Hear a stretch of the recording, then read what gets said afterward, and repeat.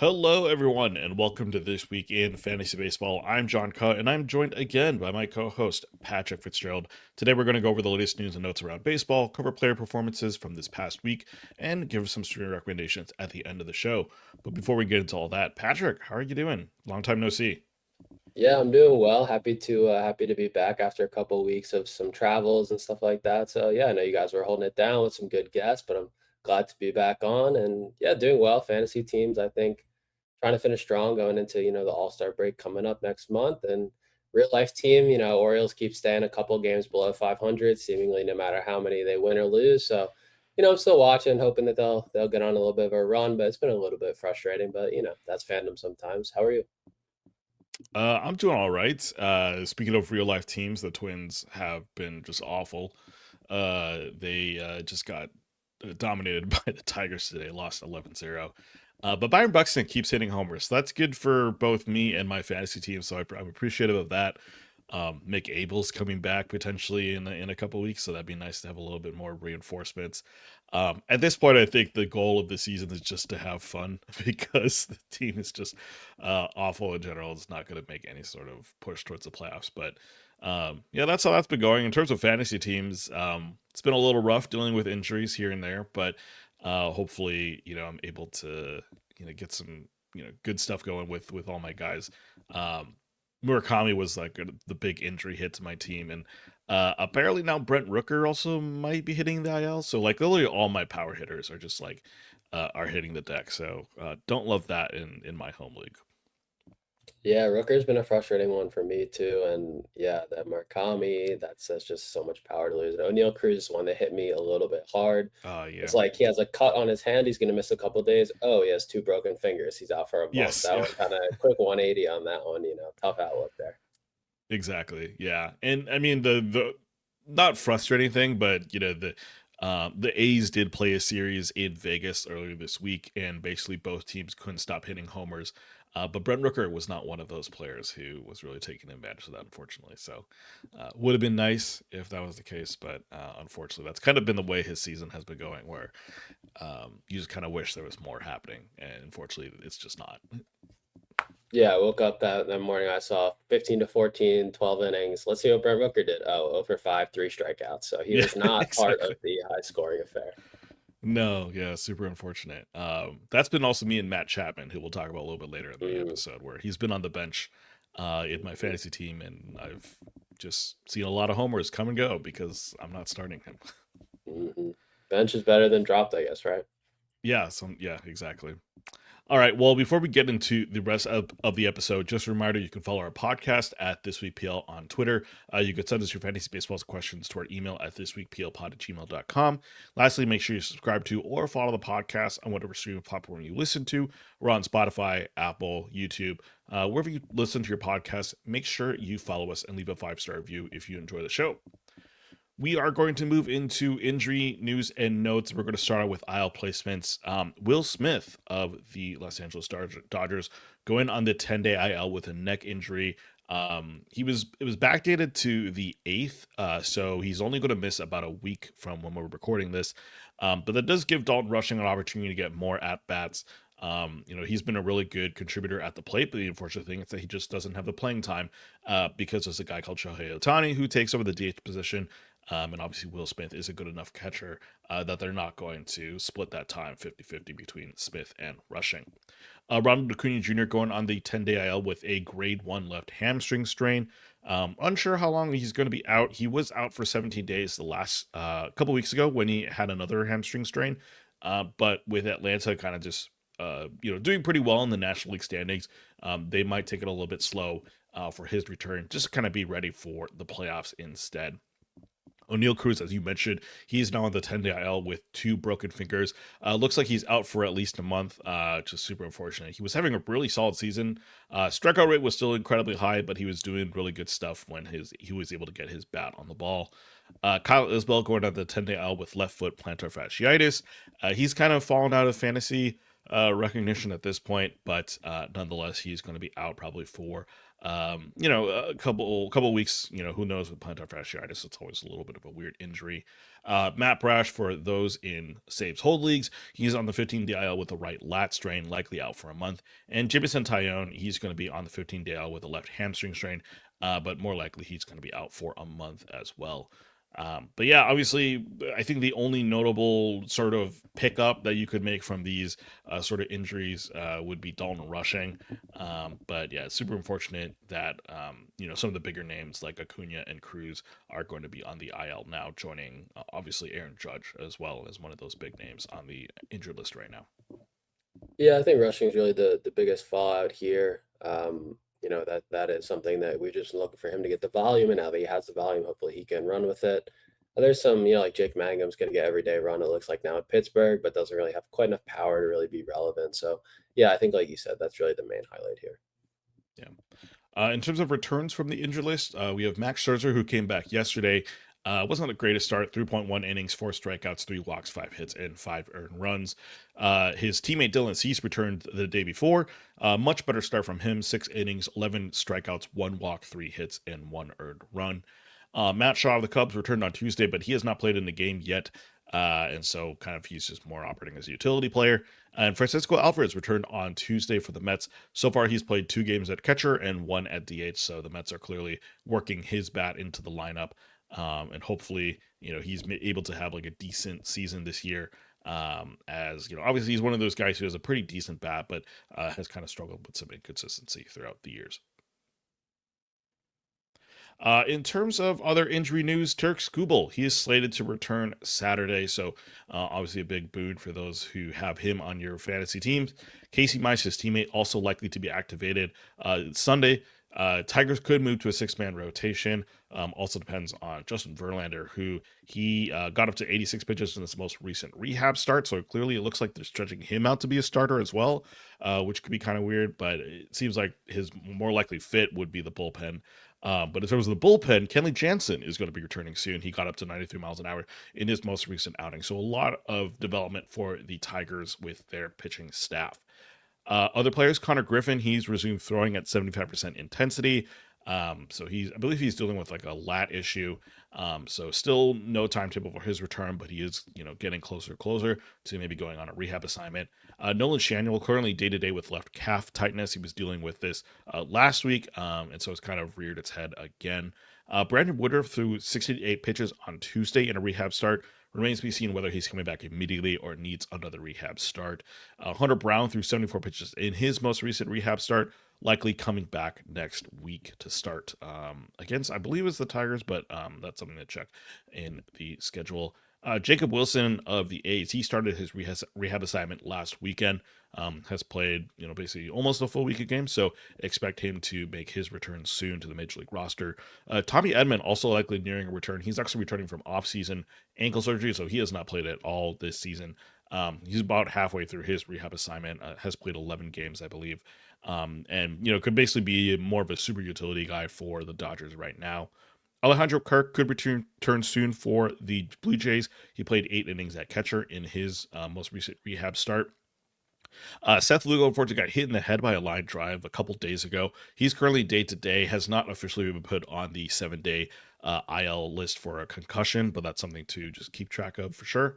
Mick Abel of the Twins, as I mentioned a little bit earlier, threw 47 pitches in his most recent rehab start.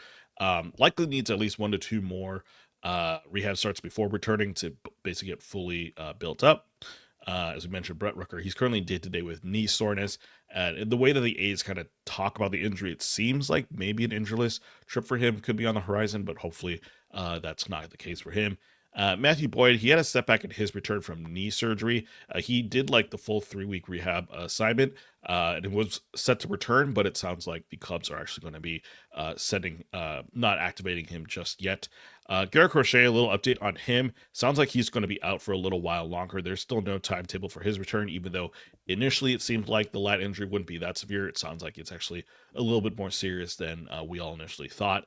Ryan Helsley starting a rehab assignment today. Good for him and the Orioles that they might be able to get their closer back soon. And Noah Schultz threw a bullpen session earlier this week. Should be starting his rehab assignment soon as well. And his teammate Braden Montgomery made his debut with the White Sox earlier this week, hit a homer in his debut. So congrats to Braden for doing that. Yeah, a ton of updates there. With the Orioles, it looks like Helsley did pitch today, being Thursday. In a rehab, Simon AAA struck out the side in his scoreless inning, so hopefully a couple more and he'll be back. Crochet and Boyd definitely discouraging. I actually have them on the same team, and after these latest updates, I think I might have to drop them both. It's NFBC, no IL. Crochet's not even cleared to throw, I don't think, and they're saying like it's worse than we thought. Like everything that I'm hearing just sounds terrible. So I think if you don't have an IL, Boyd obviously is an easy drop. Crochet is, it stinks to drop him because he's your first round pick in all likelihood. But I mean, based on what I'm hearing, it sounds like 2+ months, and then what are you gonna have left at the end of the season? So yeah, I think I'm making that, might be making that tough decision this weekend. Yeah, it's always hard in those no IL leagues to figure out like at what point do you drop basically a first or second round pick, right? Mhm. I'm kind of dealing with that right now with Lindor. I mean, he was more of a third round pick, but still, that's not a guy that you just let go easily. It does sound like he's making some progress, but at the same time, it's like there's really been no news about Lindor. We don't really know how his return is doing. So yeah, it's always a challenge when you come up to those sort of situations. Yeah, last year I had it with Sale and Schwellenbach. I think Sale was like what he fractured his shin on like a diving. He broke something on a diving comebacker, and then Schwellenbach obviously had the elbow thing. And I dropped both of them, and Schwellenbach, never came back. So you feel like that was the right decision. But then Sale came back and had like 6 great starts that I probably could have used, right? So it's tough because obviously hindsight is 2020, but sometimes, I feel like the ones that you where you make the cut and you end up regretting it, those stick with you more than the ones that, kind of fade into the background because the guy never comes back from injury or never, has any production for the rest of the season. It's always kind of a tough thing to make those decisions, especially in those types of leagues. A little bit more forgiveness, I think, in maybe some redraft leagues where it's like a 10 or a 12 teamer where uh, you're able to stash these guys in IL. But yeah, in FBC, man, it's just such a brutal format sometimes.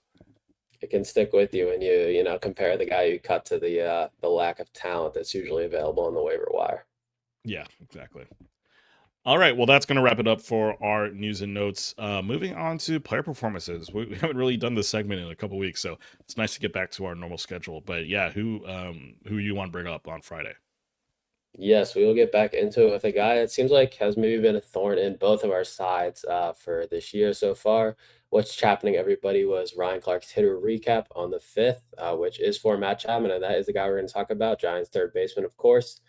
It had, I'd say had now because it's been a crazy last 2 weeks. It had been a season to forget for Matt Chapman, who entered the game of the 5th with just a 235, 314, 338 stat line and only 2 homers. And this could be the game that really just kind of jumpstarts his whole season. He put up, a great week's worth of stats in this one game. 2 for 3 with 2 homers, 2 runs scored, and 8 RBI. Struck out his first time up and then turned things around quickly, bringing in some runners with the bases loaded, and then a sac fly, and then a 3-run homer for his final at bat of the game. So he absolutely torched the Cubs in this one, and he's just been going since then. I think it was yesterday. It was earlier this week at least. He had another 2 homer game. And June's been great for Chapman. He's got 5 homers, 18 RBI, and he's hitting 469 right now. On the season as a whole, he's made his line pretty respectable, even though he's still a little light on power with just 6 homers. But do you feel like he's done enough to recover his stock to where it was in the preseason, which was he was usually going like between pick 150 and 200, kind of like third baseman 10 through 12, so like a back end starting third baseman. Are you believing in him rest of the season at that, or do you feel like you still need to see a little bit more production? Or does this hot stretch have you feeling like he could soar even higher than that? Yeah, this was kind of similar to the discussion I had with Josh last week about Austin Riley, where it felt like Austin Riley was kind of the last group of like productive third baseman, and then right after him comes Matt Chapman, and that's in that kind of you mentioned that third base, back of the 10th to 12 range in terms of rankings, and I think maybe this for me bumps him back up to that conversation of being the 10th best third baseman. Um, but I don't know if I'd really want to go higher with him. And I guess the reality is that it's been a hot week, or maybe a hot 10 days, I would say, for Matt Chapman in the month of June. Basically, from March to June 1st, he's been uh, kind of non-contributor, right, in fantasy terms. But it's been a really great month, and yet I still worry that this is just a flash in the pan. Um, if you look at the player radar, he's currently 17th right now among all third basemen. There's been, a decent set of like young third basemen that I've leapfrogged him: Miguel Vargas, Sal Stewart, Casey Schmidt, just to name a few. Um, and part of me would rather have, those guys than Chapman right now. Obviously, those all three of those guys are doing really well, so that's kind of a obvious statement to make. But yeah, I think Chapman at best is still maybe a top 12 third baseman, kind of in that back three range that you were mentioning, rather than someone who could maybe push his way up into the top half.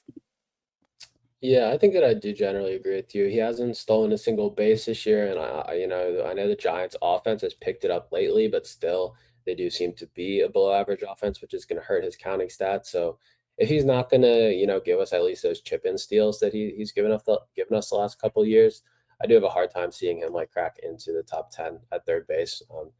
He is on pace to post like his career lowest strikeout rate, which is pretty interesting. And his bat speed hasn't really changed from last year, so he just hasn't really been making as good of contact, even though he's swinging just as hard and seemingly with a similar swing. So yeah, I think some of this is obviously him improving at the plate, and some of it is probably just some positive regression. He wasn't going to hit 200 with a 600 OPS all season. So yeah, I think that if you're a patient with Chapman, obviously you've been rewarded now by this great stretch. Although I feel like you're still maybe a little bit behind what you were expecting, if you've just been starting him all season.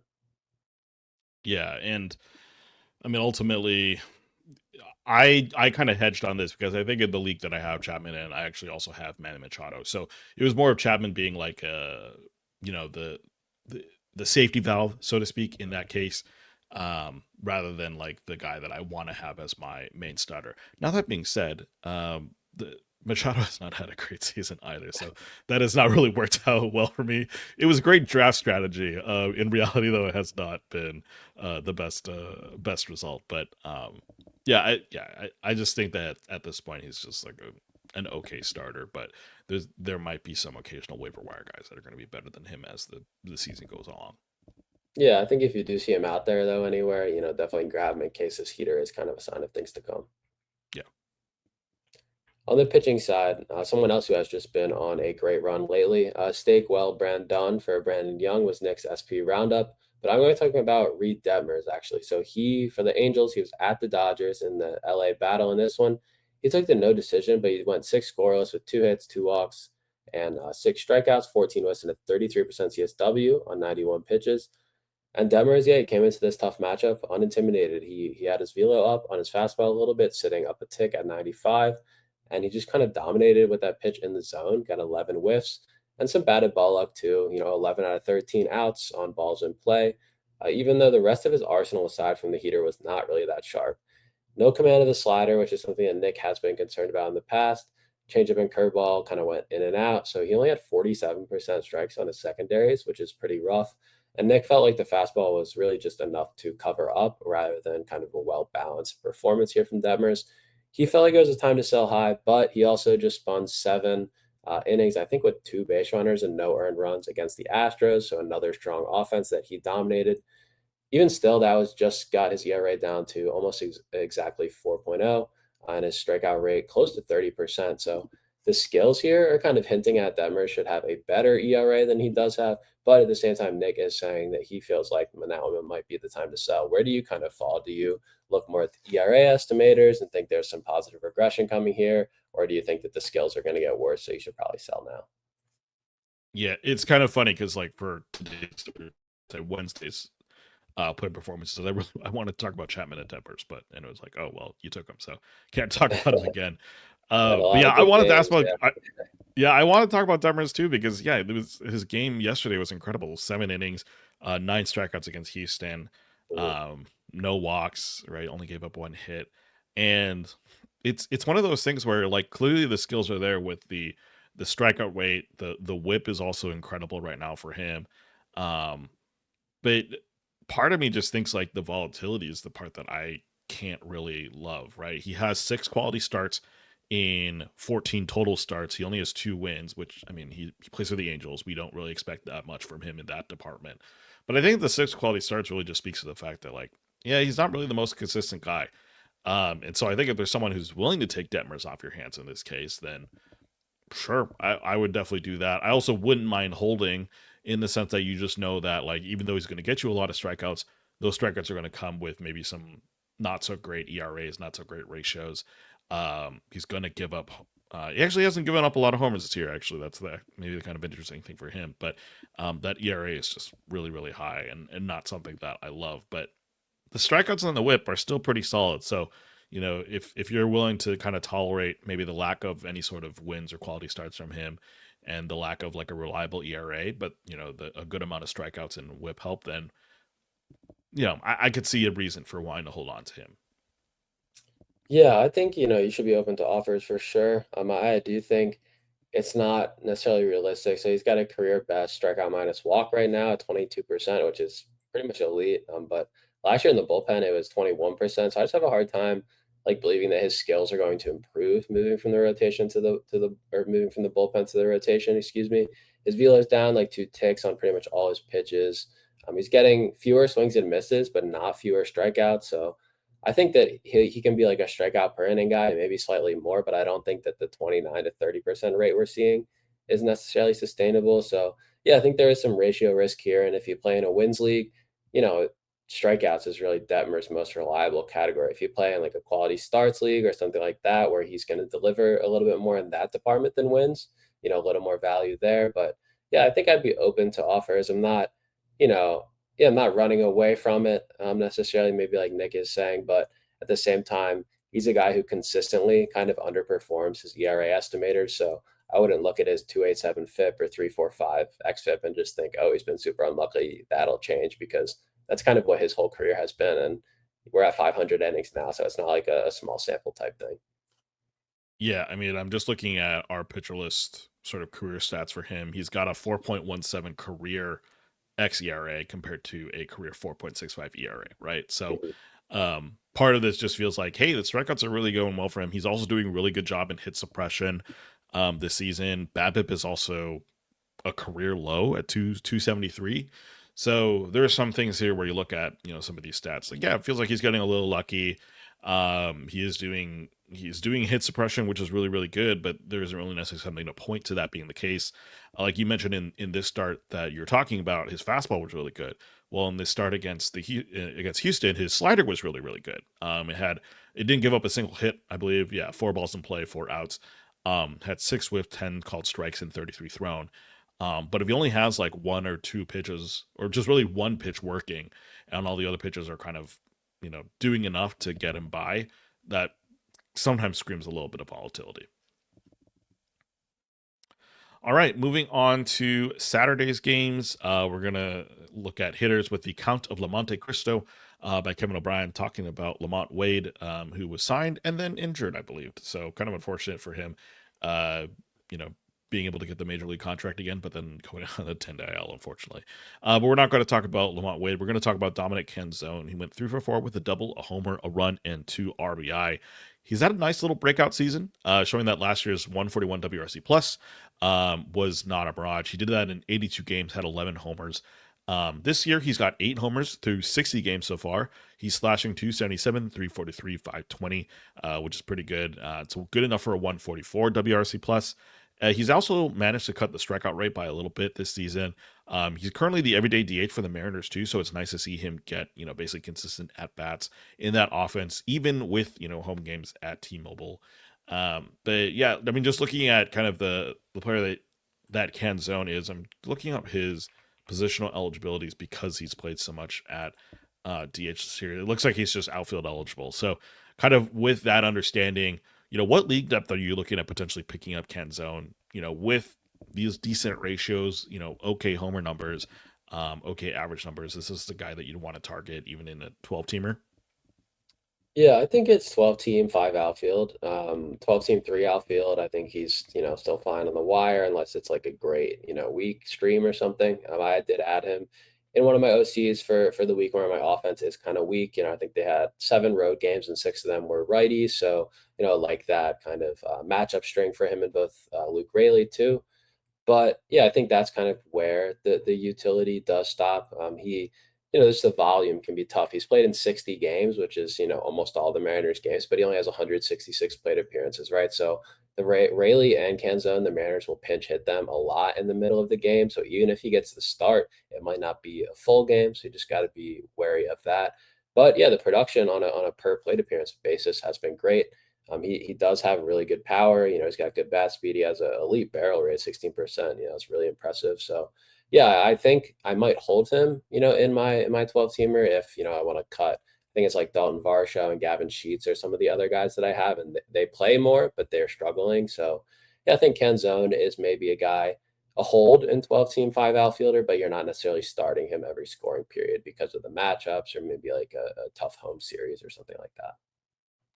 Yeah, the platoon risk is kind of frustrating, right? It's not something that you can necessarily plan for. It is nice that he's getting basically everyday starts, so feels like he should at least get 2 to 3 at bats per game. But with the kind of the risk of just being pulled at any point, if there's kind of the matchup that makes sense to do it, that does hurt his value a little bit. But yeah, the ratios are pretty solid, which it seems to be in line with what he did last year too. 300 average, 358 OBP last year.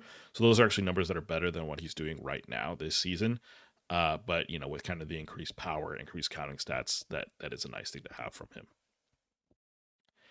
Looking at pitchers, we are going to move to Ben Brown. He had 5.1 innings, no runs, 1 hit, 1 walk, and 5 strikeouts in his game on Saturday. It's got a bit of a weird season for Brown. He started out in the bullpen before basically needing to get stretched out as a starter due to a bunch of pitching injuries for the Cubs. However, since his first start, he's started 6 games so far. He's at a 1.44 ERA, a 0.77 WHIP, and a 28.6% strikeout rate. There's a little bit of a luck with those stats. He's got a 213 BABIP in those starts compared to a 301 career average. He's got an incredibly low 5.4 hits per nine, even more absurd 0.16 homers per nine. It's clear the stuff is there. He sports a 12.8% swing strike rate, so that's definitely part of the success for Brown. But do you think he's a guy that can be trusted by this point through 6 starts, or is it really just safer to leave him on the wire, have someone else maybe deal with the potential volatility that Brown comes with? I think, I think that for the most part, I'd be going out to grab him if he's available anywhere. I feel like the surface stats are probably so good that that's not the case anymore. But it is definitely volatile. He really hurt people last year who kept just buying into the strikeout minus walk rate. It's going to turn around and never did until he eventually got demoted to the bullpen. The biggest difference this year is the sinker he found. What seems like a reliable third pitch. It's fastball, sinker, curveball, I believe, with kind of a sprinkled in changeup. So a narrow arsenal, but one that he is making work so far. But like you said, the ERA regression is definitely coming. I'm also a little skeptical of like his kind of newfound strike throwing ability. I feel like as a prospect, that wasn't really something he was necessarily known for, and his walk rate is pretty low right now. So I don't know how long that is going to last. But yeah, I think that I'd have him and just kind of be careful picking matchups. Like if the wind's blowing out at Wrigley, you can leave him on the bench. But his next 2 matchups are at San Francisco and home against the Rockies. So, those are even for a guy where regression is due, those are opportunities that would be hard to pass up. Yeah, I'm just looking. His numbers have always been kind of weird because, again, he did have quite a few games in the bullpen. Um, I mean, he started out in 2024 with a 28.8% strikeout rate. I believe that was the season he got injured, if I'm not mistaken. But then last year, like you mentioned, he had a 5.92 ERA, 1.44 WHIP, just like numbers that did not look great. 348 BABIP, um, and just gave up a bunch of homers. That was kind of the issue for him. But yeah, this year somehow he's turned around just a little bit, which is nice to see. Um, and yeah, I mean, I think he's a guy that is just like worth keeping on your roster until maybe the wheels look like they're starting to fall off, and you can maybe cut bait at that point. Yeah, I mean, these starts, like the matchups that he's had, I feel like they have been maybe a little soft. It's Texas at Texas, which is a nice place to pitch. At Atlanta is probably the toughest one. Home against Milwaukee, I think the wind was maybe blown in there. So, and then at Pittsburgh and St. Louis, which are just okay, and then home against San Francisco. So I would say the matchups have skewed a little easy and are going to continue going that way. So yeah, you might have to just maybe pick and choose your spots, but I think he's worth rostering. Yeah. So going to the next day of player performances on the 7th. Some of that I think you guys talked about last week a little bit. Benj the knee was Kyle Stanzel's hitter recap for Carson Benj's 5-for-5 day. He was impressive, but we're going to be talking about Matt McLain, who also had a great day. He's second base and now shortstop eligible too on the Reds. He was 2-for-4 with 2 solo homers. And the Reds have been hoping kind of desperately, for the last couple of years even, that McLain can regain his 2023 form when he was first promoted. He had 290 through 57, 507 with 16 homers and 14 steals that year in his debut. And he gave us a hint of that, on Sunday and kind of this last week or so. He had a seventh and eighth homer of the season, even though it was a loss. And that just brought McLain's line to 209, 310, 368. But McLean's been getting extended run at shortstop because Ellie is on the IL with the hamstring strain, which, that path to playing time looked in jeopardy a couple weeks ago. So now it's nice to see that he will be in the lineup every day. He's only got a 252 BABIP, so hopefully he can get a little bit of uptick in the batting average department. And yeah, this was a 2 homer game from McLain. And then I believe a couple of days ago, he had a 3 steal game. So he's showing that power speed juice that, people have been hoping to see from him in the last couple of years. So after seeing these really nice last couple of games, are you buying back in on McLain, or are you still staying away and letting someone else take the plunge? Yeah, I think, based on last week's episode, I still feel like I'm more inclined to stay away, let someone else deal with it. And I think McLean is still maybe only valuable in deeper leagues. Like I'm not picking him up in the 12-teamer. In a 15-teamer with 5 outfielders, I think, or sorry, he's an infielder. So I guess just a 15-teamer. There's maybe some value in picking him up, but I think the one thing we kind of talked about with Josh and I was that like the underlying stats for McLean also don't look good. So yes, he is striking out less. Yes, he's walking more, but none of it really seems to scream that like, hey, this is a guy who could be a legitimate contributor in fantasy. I think if he gets more playing time after, and if this is consistent for him, I think maybe it's taking a better, closer look at him in 15-teamers. I just don't know if I'm ever going to get to the point where I feel like he's contributing consistently enough to be in a 12-teamer conversation. Yeah, I think maybe not in like Yahoo 12 teamers. I think in, NFBC 12 teamers, he bears consideration. I think my 12 teamer, my offense is weak. My second basemen are like Bryson Stott and Luis Arias and Luis Garcia, right? Like I don't think McLean's available in that league, but if he was, I'd be considering having him instead of Stott or Garcia. But yeah, McLean's profile, the power speed upside is still, is clearly still apparent. I think the batting average downside is just real though. I didn't believe at all in his 290 average that he posted as a rookie, and the 220 and 209 the last couple seasons, kind of show that. He just hits way too many fly balls for someone who he has like an average bat speed and below average hard hit data. And I know he plays in Cincinnati where, you can hit balls out that maybe won't go out other places, but for someone with that type of raw power and game power, I just don't really understand the approach. I just wish that he would kind of flatten things out a little bit and yeah, get on base and steal more bases. But he's actually hitting more fly balls with a higher launch angle this year than years past. So clearly he's not, that approach is not necessarily going anywhere. So yeah, that has me concerned about the batting average. So maybe a little bit more valuable in OBP leagues because he is walking 12% of the time. Yeah, that's what we kind of mentioned in last week's episode, where it was just like, you know what, like at the end of the day, he's just like kind of an average hitter, or less. His bat to ball skills, like, are not necessarily the skills, but just like the underlying metrics aren't that great, unfortunately, and just doesn't necessarily translate to a guy who can be a reliable power speed guy, just like what his rookie season showed.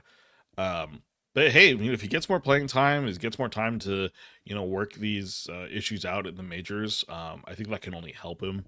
But yeah, I don't know if I'm willing to take a leap on him at this moment.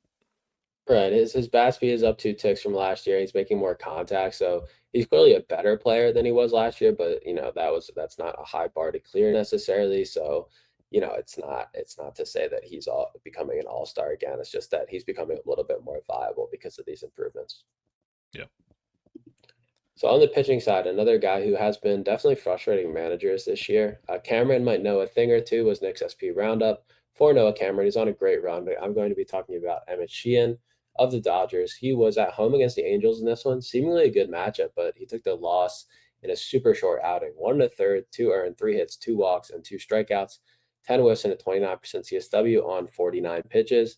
I was worried when I saw this. I thought that he was hurt, but it turns out the Dodgers just pulled him because it was a super long second inning, and they just didn't want him to be out there for too long and just really run up his pitch count without a break.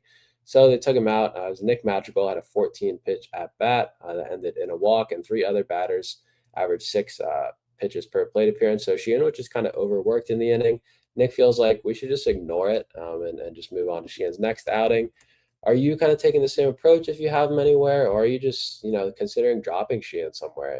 He's through 12 starts this year, only 59 innings. He's got a 4.7 ERA and a 1.21 whip with only 3 wins. So, yeah, it's just been a disappointing season for him. So, are you considering letting him loose anywhere, or are you just going to ride it out because the win potential is still really good and the strikeout minus walk, is still solid at 19%?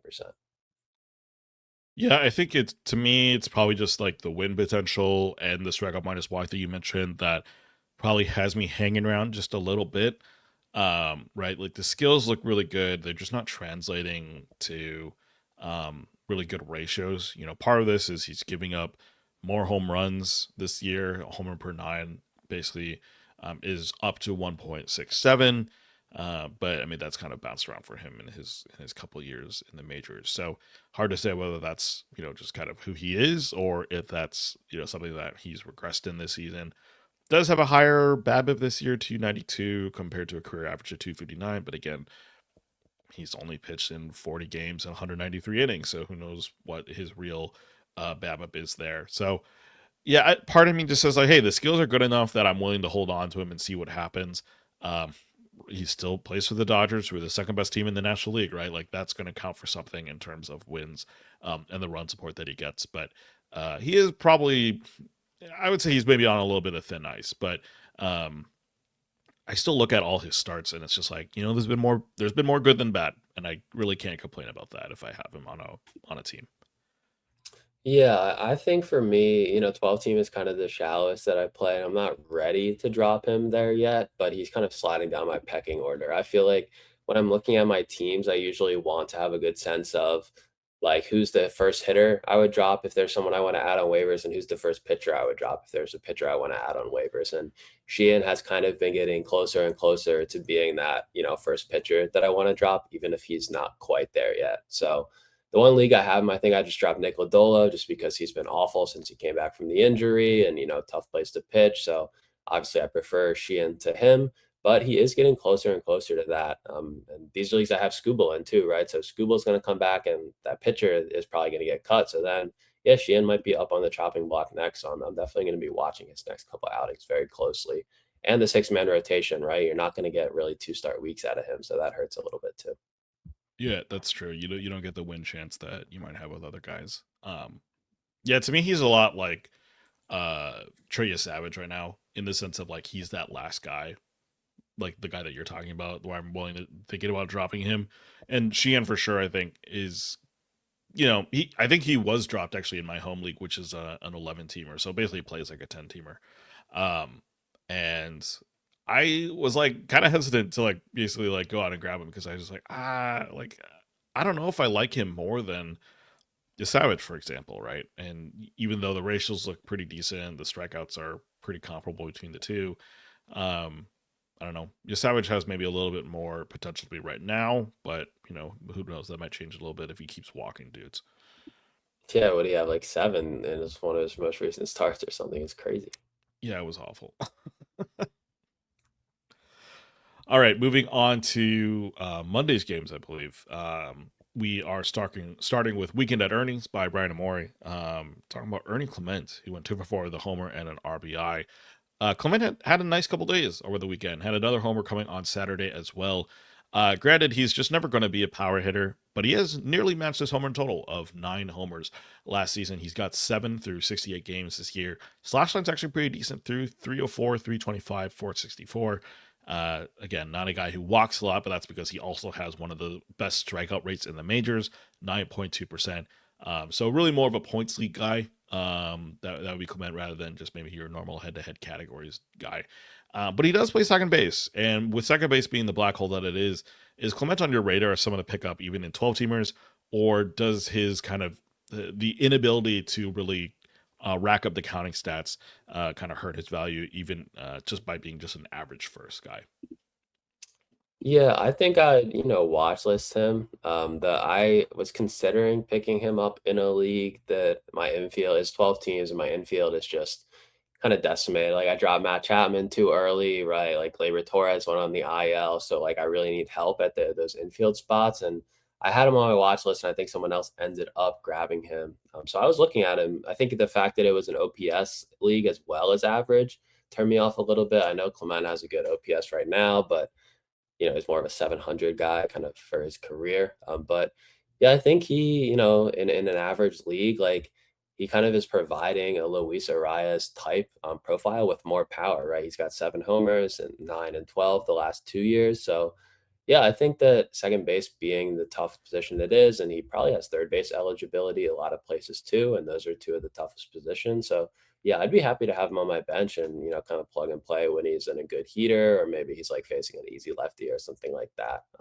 Not seeing any skills growth necessarily, but he's clearly the type of guy who sprays the ball over the field, and then he'll go and pull a fly ball, try to hit a home run down the line when he gets a really nice pitch to hit. So yeah, I think that he is like not a drop everything and go get him type guy, but he has his spots of utility for sure. Yeah, just he'll probably finish the season with double-digit homers, but nothing crazy. Maybe like 12 or 13. Um, and probably hopefully an average in the 300 range, right? It might drop to 290, we'll see. But yeah, I agree. Probably the biggest reason why he's maybe valuable is that second base, third base eligibility. So like if you have a league that also has middle and corner infielder spots, that makes him pretty valuable, I think. But in standard 12 teamers, I agree he's probably more of a bench dude than a guy that you would be excited about starting every single day. Yeah, and I do think our player pages with the spray angle adjusted X WOBA are useful for Clement. He's still overperforming, but 343 WOBA versus 318 are expected, but the Savant expected is 276. So, I think we're capturing those pulled fly balls. If you look at his spray chart on Savant, he has one home run to the right of even left center field, right? So he is very much when he wants to do damage, he's going straight to the pull side and trying to sneak balls out. So I think that's something that it's not worth completely buying into, but like there's hitters who do that, like Isaac Paredes, right? That's how he hits his home run. So yeah, I think that the expected slugging on Savant of 352 is probably a little bit low, even if his power is pretty mediocre. Yeah. All right, moving on to pitching. Thanks, Nick, for the Seymour skimmer as we round up article. And we're going to talk about Logan Webb, went 8 innings, 1 run, 5 hits, no walks, and 7 strikeouts. This is clearly peak Webb. It's his third start back from the injured list, and he was using everything with all 5 of his pitches with over 10% usage. So just kind of doing very much the kitchen sink sort of strategy. And it worked out. Everything looked to be pretty well located too. Pretty good separation on all his pitches. Got 11 whiffs on the night total. He's been more bad than good this season. I mean, that's kind of been the challenge with Webb. But since he's come back from the injury list, he's basically come up with 2 really solid outings after his still ill at Colorado. So just never a good never a good situation there. But yeah, maybe this is hopefully this is a sign of this good things coming for Webb. How much do you trust him to stay as kind of this SB2, SB3 quality starting pitcher, or do you think more kind of what he was showcasing earlier in this season, where he was giving up 3 to 4 earned runs, was really having some ERA issues? Is that more really who Webb is right now, or have the last 2 starts been a little bit more what you expected? Yeah, it's definitely been a welcome sight for me. I did target him in some leagues as a really steady kind of SP2. So I'm happy to see it. I do think that I do expect that SP2, maybe like high end SP3 production from him going forward. But I think that like the upside that he'll volume his way to like a back end SP1 is kind of gone. The strikeout rate has regressed right back to his, even slightly below his career average after it was all the way up at 26% last year. I was hoping that some of those gains would maybe stick around, but the swing and miss has regressed a little bit, and so has the strikeout rate along with it. So yeah, I think that he'll just kind of be a steady, dependable 2-3 going forward, which I'm happy with, even if it's not going to pay off tremendously. I also feel like a lot of people have been talking about if he's been impacted by the ABS. He's obviously a sinker baller, huge called strikes guy, and is the zone shrinking a little bit hurting him? So he does have a career low called strike rate, just by a little bit, but it is a career low. So maybe that is playing a little bit of a factor too that makes him more of a kind of top. He's not an ace in real life, not an ace in fantasy either, and those limitations are kind of made clear by this little shrinking of the strike zone a little bit. Yeah, I mean he had that one really good season. Was it 2021? Yeah, we had the 26% strikeout rate, and we're like, hey, this guy can strike a lot of people out. Maybe this is for real, and he's kind of settled in that 20 to 22 range, except for last season, which you mentioned. Um, so it is kind of interesting that, like, hey, if the called strikes are coming down because that's just the way he approaches batters at the plate, like, does that affect him? And yeah, he has a 20.9% strikeout rate right now. But part of that, I think, is because the swinging strike rate has also fallen for him just a little bit. Um, but yeah, it's super interesting to see how he's adjusting at least to this kind of new environment. BABIP is still around the same. The ground ball rates are around the same for him, still in the elite guy in terms of inducing ground balls. But yeah, the ERA being up this year was a little worrying, but it's nice to see that he's at least shown some stuff the last two seasons to be really solid still. Or sorry, last two starts to be really solid still. Yep, hopefully, the knee was maybe nagging him a little bit before he went on the aisle and explaining some of the rougher starts, and now that that's cleared up a little bit, he'll be more consistent moving forward. Yeah. So going to the ninth, on the hitter side, Griffey Geist was on our hitter recap for Dingler all the way for Dylan Dingler, who is really having a breakout season at catcher. I'm going to be talking about a guy who, not a breakout season because he's been in the league for so long, but definitely a resurgence for Matt Olson, first baseman for Atlanta. He was 2 for 4 with 2 home runs on the ninth, and is cooking against the White Sox. It was 2 home runs in his first two plate appearances. Got the opener, Brandon Eisert, in his first at bat, and then he got Eric Fetty in his second one. Both of the homers just over 400 feet, and he's on pace to post his highest slugging and expected WOBA since 2023 this year. And of course, we know that 2023 was that crazy season for Matt Olson. I believe it was 54 home runs when the Braves offense, 54 home runs, over 260 runs and RBI when the Braves offense was just absolutely ridiculous. He's not quite on those crazy paces right now, but he is on pace to clear 200 runs and RBI easily and 40 homers too, while hitting 272. So, do you feel like Matt Olson is kind of back to not necessarily that crazy first round value type form, but just really bouncing back to kind of like a top 15 hitter after a couple of pedestrian by his standard seasons where he just hit under 30 homers and didn't get to 100 runs or RBI? Yeah, I mean, I will say what Matt Olson is doing is making me really annoyed because I was, as usual, super in on Vlad, and that has not worked out very well. And just seeing Matt Olson kind of basically turn around. I don't want to say turn around his career because I mean the last two seasons he's had 29 homers. That's pretty solid. But yeah, he's just done a really good job this year, I guess, of putting just hitting homers in general. Which is funny. You look at all his stats and you're like, oh, it's actually around the same as like his past years, right? He's striking out just a little bit less, but not that much. His barrel rate's like a little bit better than it was last year, but not by that much either. But it just seems like he's doing a good job of turning on these pitches when he can, and turning them into homers. Like even his max EV is like lower than it was last year, but yeah, somehow something has kind of clicked for him this year, which is impressive. And I'm glad that he's kind of back and turning this around. I mean, he's not a young player anymore. He's 32 years old. But nice to see a little bit of a career resurgence for him, if you can call it that, kind of in his early 30s.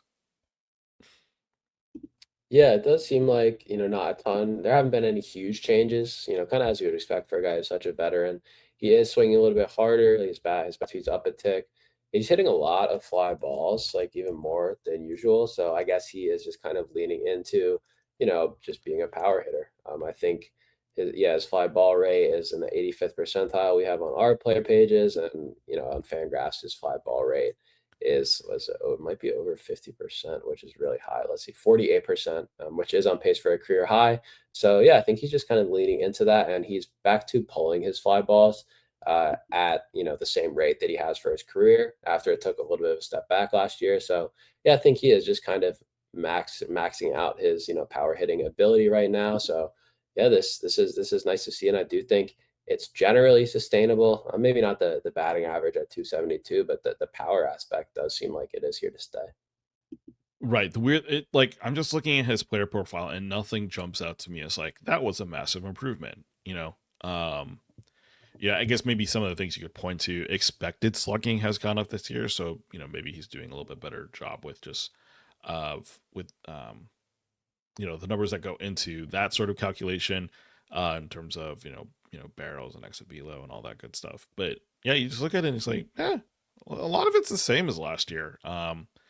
And I think that maybe actually like screamed to me that like, hey, this is actually working out for him, as opposed to just being like, oh, this is gonna crumble and he's gonna hit only 10 homers for the rest of the season. Yeah, it could be just a lot of small tweaks, kind of adding up. On the hitting side, on the ninth, or on the pitching side, excuse me. Now, if I may, for Dustin May, who's on a great run with Nick's SP Roundup, I'm going to talk about Taj Bradley, though, who's kind of on the other side of the coin, unfortunately, for your Twins. He has regressed after a really strong start. He was at Detroit, took the loss in this one, 4 1/3, 5 earned, 7 hits, 3 walks, and 3 strikeouts, 6 whiffs, only a 20% CSW on 89 pitches. That's three straight rough ones for Bradley. I don't know if those are his only three starts since he came off the IL, but at least his three most recent since being activated. This one, he just didn't have feel for the splitter, only one strike on 10 thrown. And he's just missing, kind of erratically with the pitch. And that's something we've seen with Taj in the past. His shot, his command definitely goes in and out, and Nick feels like he just really does not trust it right now. The regression has him at, I think it's above a 4 ERA and a WHIP, maybe around 1.3. So do you feel like Bradley is just kind of a drop everywhere now, or are you benching maybe some places in hopes that he might turn it around and he can take advantage of that strikeout upside in the next couple of months at some point?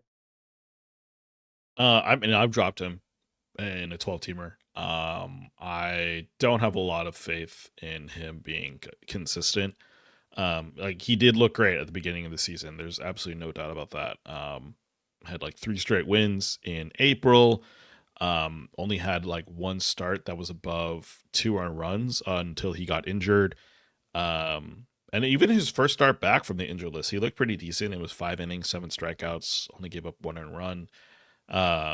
But yeah, part of it is just maybe some. I was looking this up. I think he has some like homer volatility, where this year he's got a 1.25 homer per nine, 23% home run per fly ball rate. He's just generally a fly ball pitcher, and that just sometimes that just blows up for him, unfortunately. And I think because of that volatility, where you just don't know when that's going to happen for him, it makes it harder for me to want to see him more than anything but a streamer. I don't think he's a guy that I would be keeping on my roster long term. But the matchup makes sense, then yeah, for sure, I'd think about it. Yeah, the combination of, above average home run rate and above average walk rate is really difficult to kind of fight against, even if he is a good strikeout guy. So, yeah, I think that drop, shallow leagues pretty easily. 15 teamers, right? You probably, the talent of the arms on the waiver wire probably aren't good enough that you can, just let him go. Maybe this last, home start this weekend against the Cardinals, who are kind of a middle of the road offense. Maybe they're doing better than that this year, but I don't necessarily believe in them to do better than that. Maybe that's kind of the last chance that you give him, just to see maybe if there's some sign of life there. But yeah, I mean, Taj Bradley, he's really talented, right? But we've seen, maybe why the Braves were willing to part with him, is some starts like this. He's made 85 starts now in his career, 450 innings with a 4.74 ERA and a 1.31 WHIP, right? So I'd expect him to be better than that, going forward, but he's still got, a ways to go from that to really be, kind of a valuable fantasy starter, especially in a wins league, where he's not going to get a ton of those right now with how the Twins are doing. Yeah, if you want a silver lining, it's this. This start he gave up 3 homers. The start against Tampa Bay, where I think he got tagged for 6 earned runs, he gave up 4 homers in that one.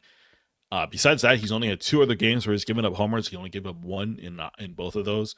So the home run rate, it's not great, but it's basically due to 2 starts. And if you think that on the consistency basis, he is more likely to not give up home runs than the stats would seem to indicate.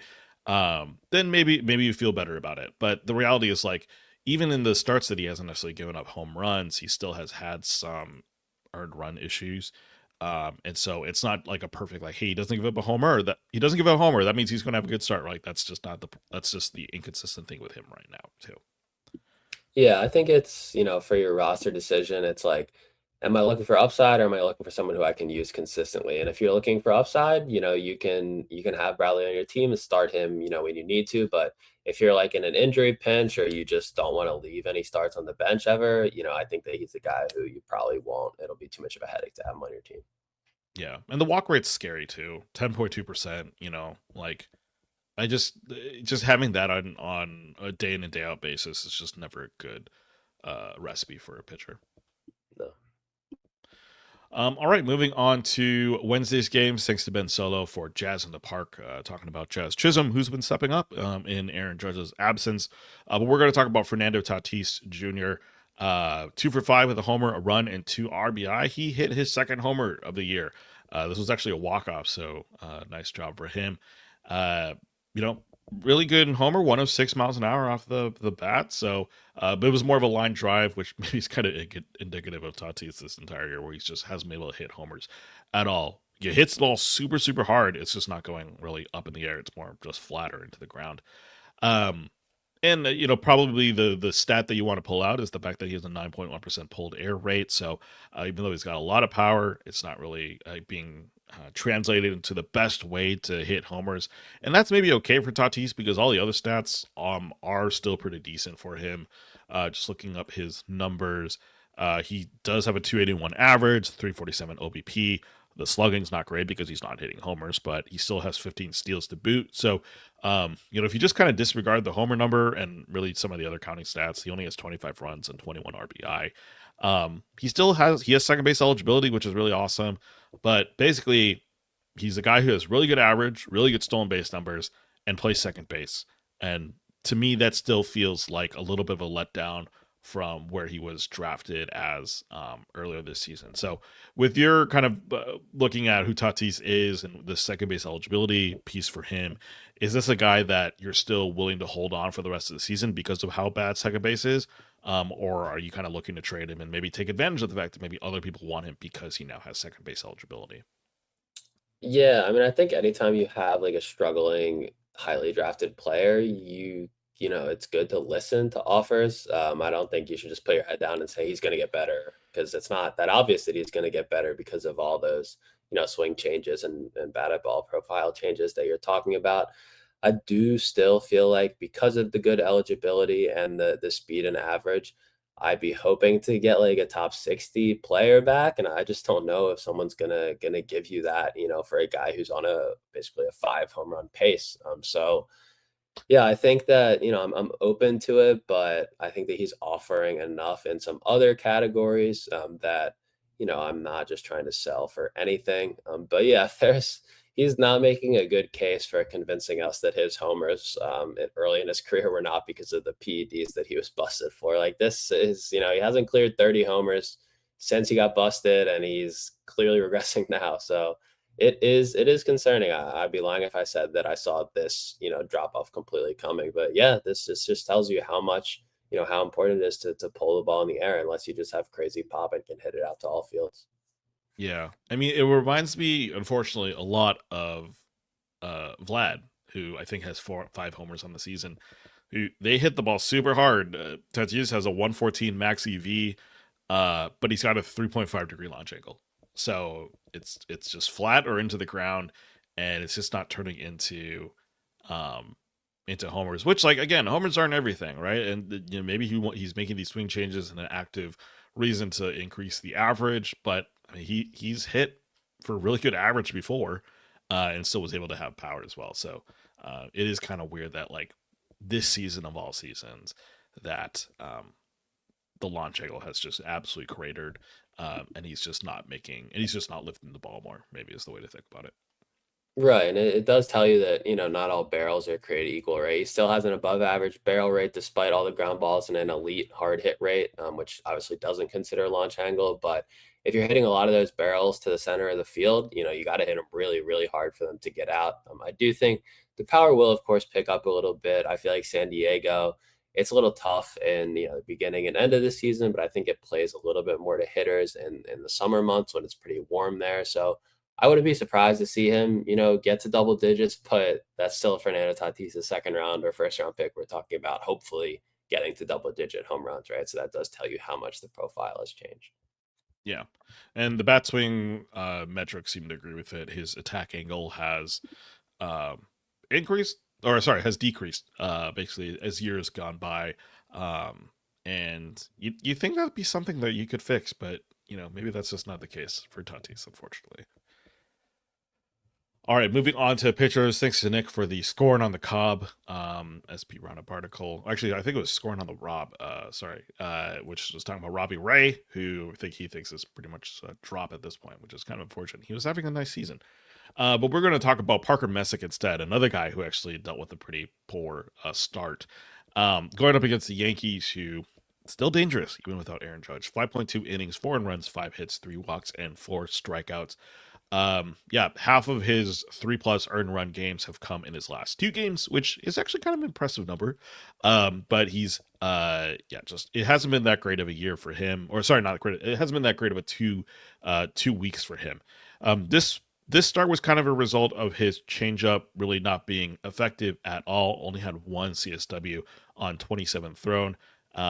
Yeah, and the weird thing, of course, that Nick pointed out in his SB Roundup article, though, was that his fastball was actually a tick higher, sitting at 95 miles an hour, which is a little bit better than what he was showing last week at 92 miles an hour. And so, yeah, his velo went up, and for some reason, he still had a really bad game. Yankees just really were, somehow keying in on his changeup really effectively. And so maybe this is just a throwaway start, and maybe that last start too was also a throwaway start. Who's to say? But that all being said, Parker Messick really good numbers this year. Do these last 2 starts shake any sort of confidence in him, or is he a guy who, let's just say, someone rage dropped him in your league? Would you be basically like running to go pick him up right now? Yeah, I'd absolutely go get him. I think that this is just kind of natural regression. He's kind of like a pitchability lefty, right? He's got a nice 6 pitch arsenal and he commands everything well, but nothing is overpowering. So I think it was unreasonable to expect him to, post like a mid twos or even high twos ERA, over the course of the season, which is where he's at right now. So yeah, I'd go get him anywhere if someone did let him go, or if they're trying to sell, low because they feel like the bottom's going to fall out. He still hasn't allowed more than 4 runs in any start this year.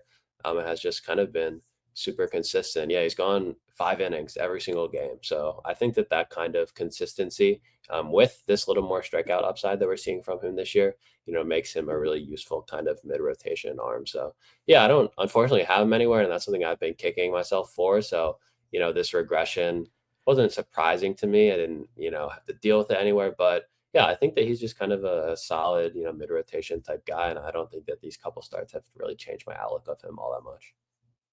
Yeah, I think I picked him up early in the year in I think my home league, and then dropped him probably after that 4 earn run start that he had. Um, but yeah, since then he's been really solid. I've kind of been annoyed that I did drop him. But yeah, hopefully some of you have the chance to pick him up after this most recent start. All right, that's going to be it for player performances. We are going to move on to streamers, and I'll do a little bit of recap because it was my streamers the last 2 weeks. We'll start out with Robert Urania, who's just had a really solid, actually, couple of weeks in general. But he had the win, 6 innings, 3 hits, 3 earned runs, 3 walks, and 7 strikeouts 2 weeks ago. Chalked that up to a win.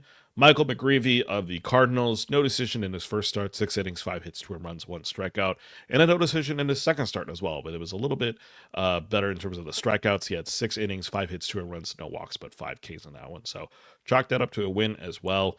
Zebby Matthews in his start, 7 innings. I believe this was Reds carpet. If I can remember correctly, maybe no, actually I think it was the Royals.